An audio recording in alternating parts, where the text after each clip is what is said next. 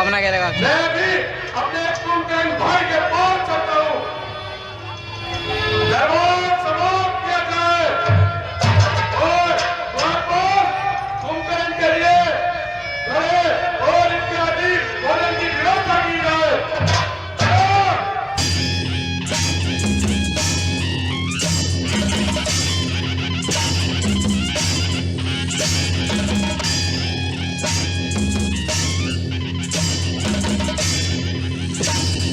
बाजे कान के पास ले जाकर जोर से बजाओ।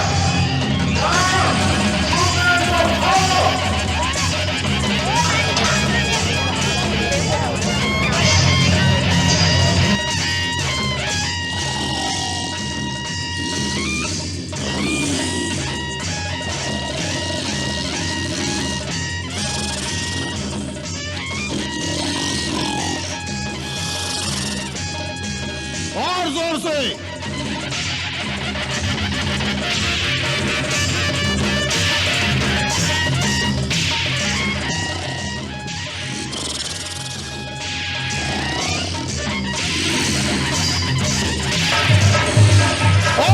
से।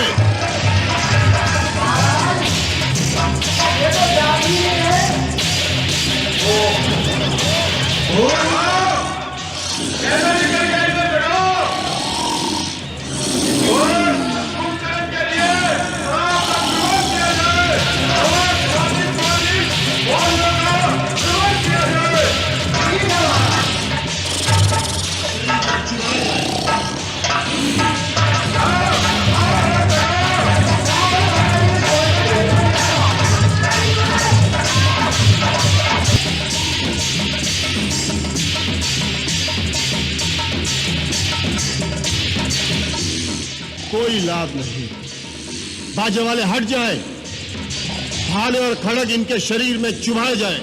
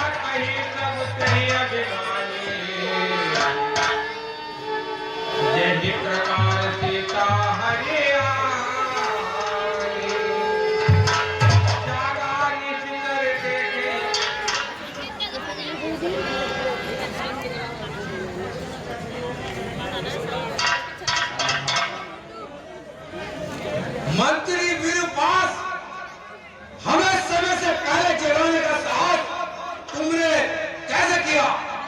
क्या लंका के प्रति रावण कुशल देता है? ओ बच्चों बाबू पहले साइड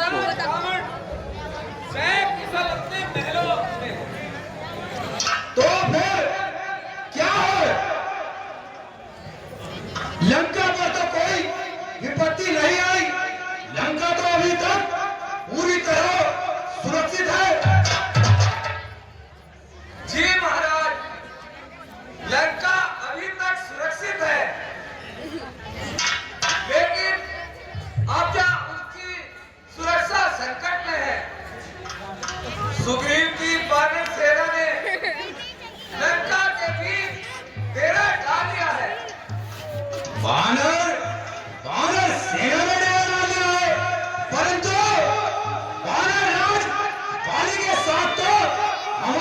ठंडी थी। महाराज बाली मारा गया है। उसके छोटे भाई सुग्रीव ने अयोध्या के बनवासी राम राजा राम की सहायता से बानरों सेना लेकर लंका में डेरा डाल लिया है। परंतु अयोध्या के राजा राम को लंका से क्या चाहिए? अपनी पत्नी अर्थात महाराज लंकेश ने उनकी सीता को हटाए हैं। क्या उनकी पत्नी को हटाए? उनकी सीता को हटाए?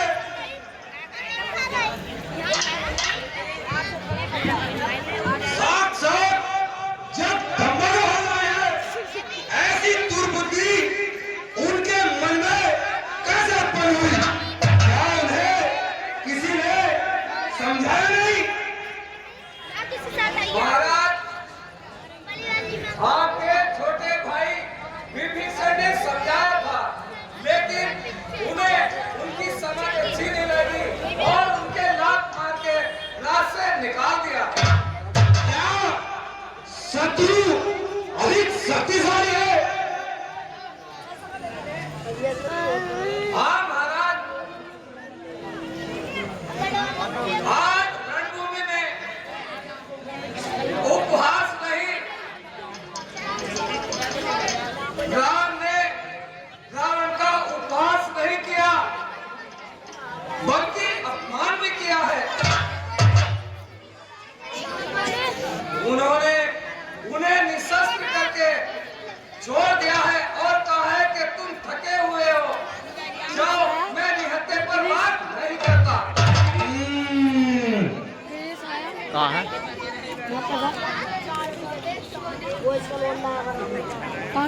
महाराज रावण आपका महलों में इंतजार कर रहे हैं। ठीक है, हम बड़े भाई से विलास भवन में ही जाकर मुलाकात करते हैं। महाराज कुंभकर्ण जाके और नगर में गुस्सा की लहर तोड़ रही है। क्या कुंभकर्ण जाके अब तो चारों ओर उपद्रव रुक रहा होगा।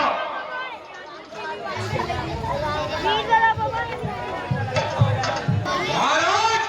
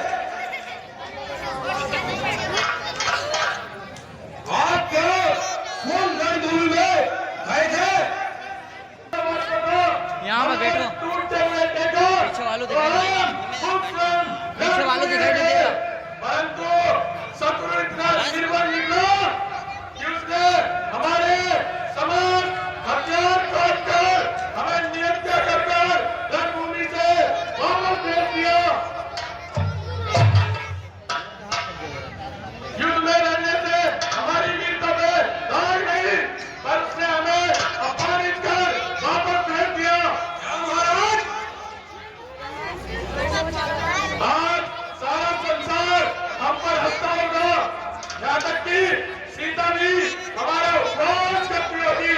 अब हम इस पवन अहंकार को लेकर उसके सामने जाएंगे।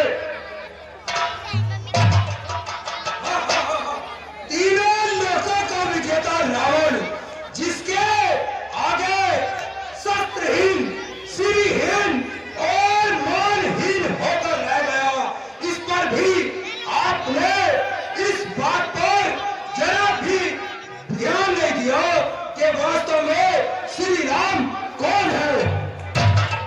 कुंभकर्ण, शत्रु को श्री लगा के सम्मानित मत करो। महाराज, सूर्य आगे बंद कर लेने से सूर्य का प्रकाश लोप नहीं हो जाता। जो स्वयं श्रीमान नारायण है, उन्हें श्री राम ही कहना पड़ेगा। भैया, शायद आप ये बात भूल गए हैं कि राम से कई पीढ़ी पहले इस वाक्य वंश के एक राजा ने आपको श्राप दिया था कि जब वह श्री राम श्रीमान नारायण के रूप में आपके कुल में जन्म लेंगे तो उसी रूप में वे आपका विनाश करेंगे। शायद नारद जी की भी बात भूल गए कि विष्णु ने राक्षसों के विनाश के लिए अयोध्यापति दशरथ के यहाँ जन्म लिया है। ब्रह्मा जी की भी बात भूल गए, तब भी महारानी सीता का हरण करना है, जो साक्षात महालक्ष्मी का अवतार है। हमें अपनी बहन का अपमान का बदला लेना था और हमारे भाई के पद का प्रतिरोध करना हमारा कर्तव्य नहीं था। था महाराज, था तो उस कार्य को वीरों की भांति कर दे। क्या एक स्त्री का हरण करने से आपका मस्तक गौरव से ऊंचा हो गया है? अरे सुपनखा मेरी भी तो बहन थी।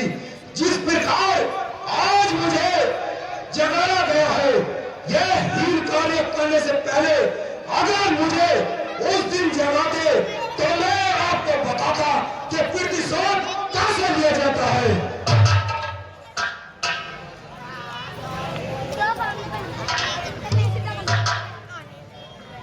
वो भ्रात बलवान पन्नारी हर कर मुझे सिखलाते हो क्या?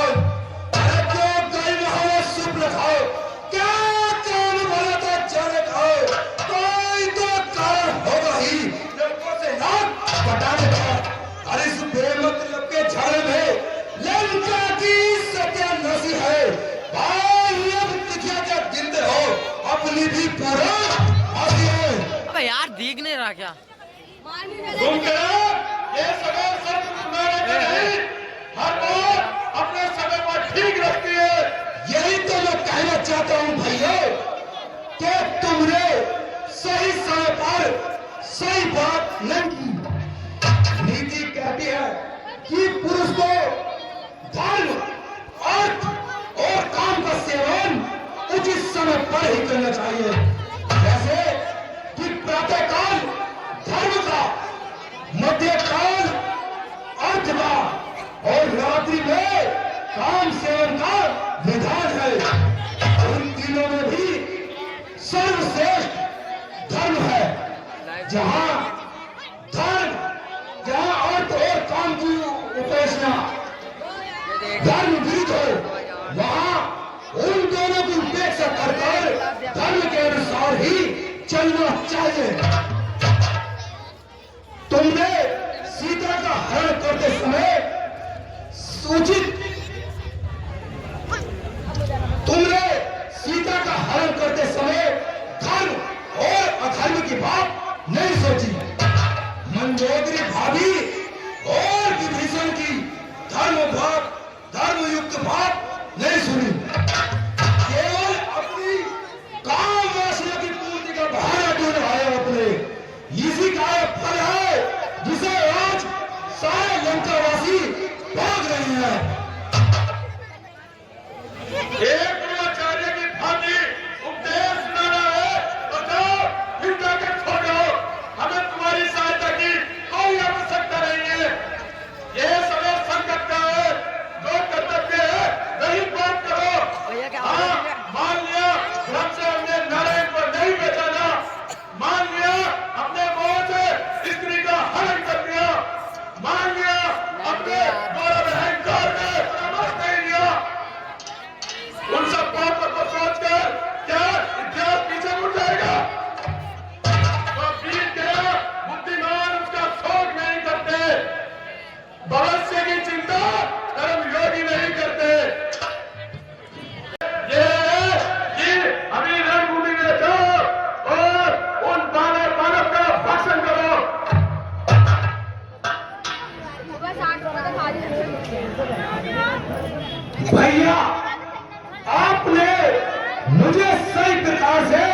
पहचाने नहीं।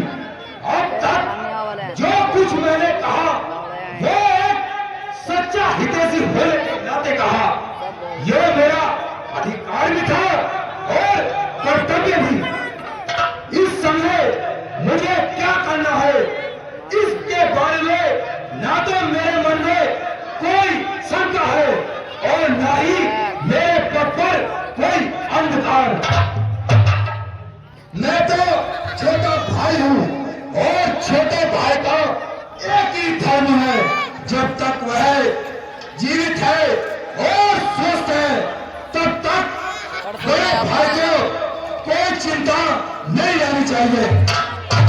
अगर उसके जीते जी बड़े भाई को कोई संकट आ जाए या वो चिंता में आ जाए तो छोटे भाई पर धिक्कार है। छोटा भाई मित्र भी है और सेवक भी। ये देखो मुझे तुम पर गर्व है। भैया तो अब आप युद्ध भूमि की चिंता छोड़ दे।